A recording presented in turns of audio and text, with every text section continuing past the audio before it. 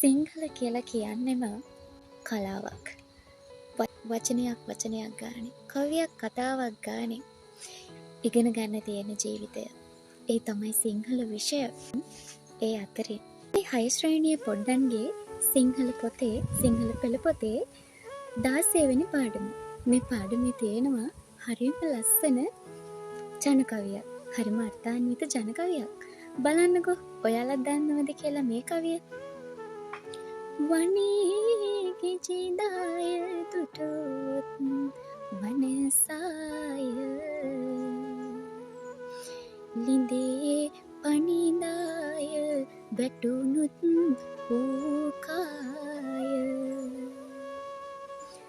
අතකින් කරවලකේ අතකින් දඬු පෑය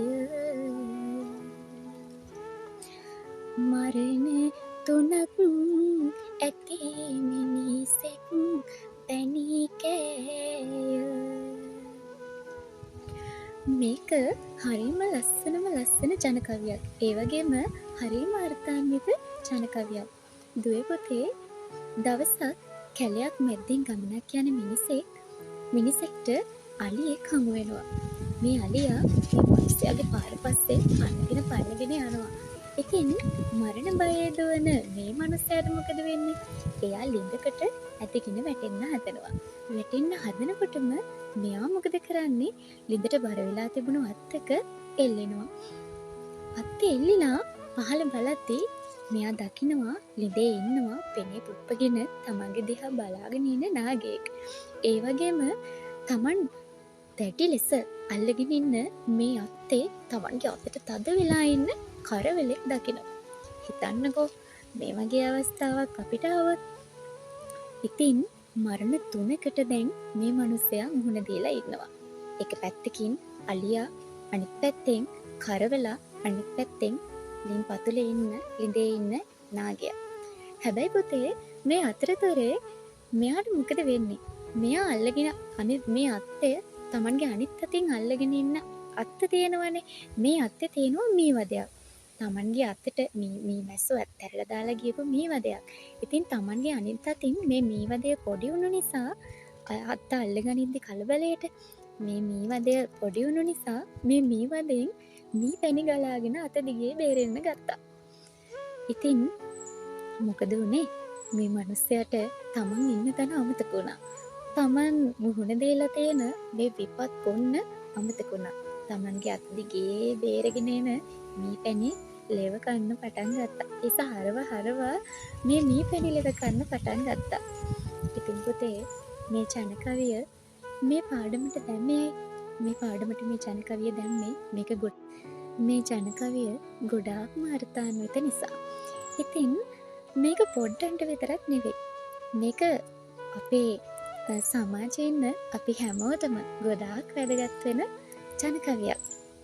හේතුව තමයි අපේ ගොඩාක් මිනිස්සු අමාරුවේ වැටෙන්නේ. ගොඩාක් මිනිස්සු ජීවිතේ වරද්දගන්නේ මෙන්න මේ විදිහේ ආසාවන්ගෙන් ලොල් වෙච්ච නිසානේ. ආසාවන්ගෙන් මුසපත් වෙන නිසා. ඕනෙවටත් වඩා පංචේන්ද්‍රයන් පිනවන්න යන නිසා. ඉතින් සමහර මිනිස්සුන්ට තමන් එන්න තැන අමතක වෙනවා. තමන්ගේ පංචේන්ද්‍රයන් පිනවන්න ගියාට පස්සේ, තමන් ආස දෙයක් දැක්කට පස්සේ, තමන් ඊළඟට මුහුණ දෙන්න වෙන විපත් මොනවද කියලා එයාලට අමතක වෙනවා.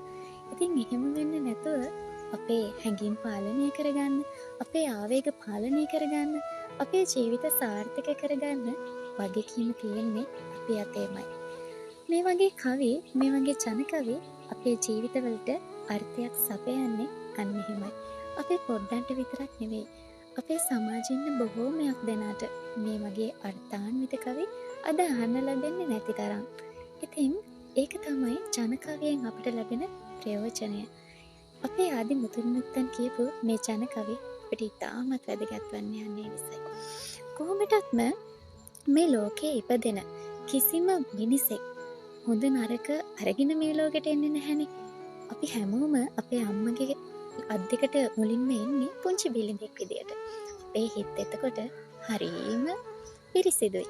ඉතින් හැදෙන වටපිටාව, අපි හැදෙන පරිසරය, අපි ඇසුරු කරන මිනිසුන්, මේ හැමදේමත් එක්ක පස්සේ කාලෙකදී මිනිස්සු කොටස් දෙකකට බෙදෙනවනේ. හොඳ මිනිසුන් සහ නරක මිනිසුන් කියලා. ඉතින් මේ නරක මිනිසුන් මංකොල්ලකරුවන්, මිනීමරුවන්, හොරුන් කියලා මිනිස්සු වෙන් කරලා එයාලා සමාජෙ කොම් වෙනවා. මෙන්න මේ විදිහට ලොකු වෙනකොට සමාජයට යනකොට මේ විදිහට වෙනස් වෙන්න එක හේතුවක් තමයි මෙන්න මේ ආසාවන්ගෙන් මුසපත් වෙන එක. මිනිස්සු තමන්ගේ ඇස පිනවන්න, දිව පිනවන්න, කන පිනවන්න, ශරීරය පිනවන්න ආසාවන්ගෙන් මුසපත් වෙනවා.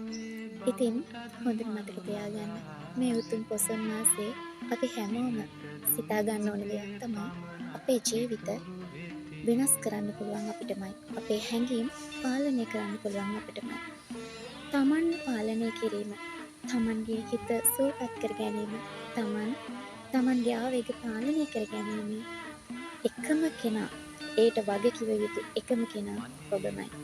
අපිටම තමයි අපිව පාලනය කරන්න පුළුවන්. අපිටම තමයි අපිව වෙනස් කරන්න පුළුවන්. අපිව වෙනස් කිරීමේ බලය ඇත්තේ අපිටමයි. ඔබව වෙනස් කිරීමේ බලය ඇත්තේ ඔබටමයි. ඉතින් මේ උතුම් පොසොන් මාසයේ සියලු දෙනාටම යහපත් සිතුවිලි වැඩෙන සුන්දර හදවතක් ලැබේවා කියලා ප්‍රාර්ථනා කරමි.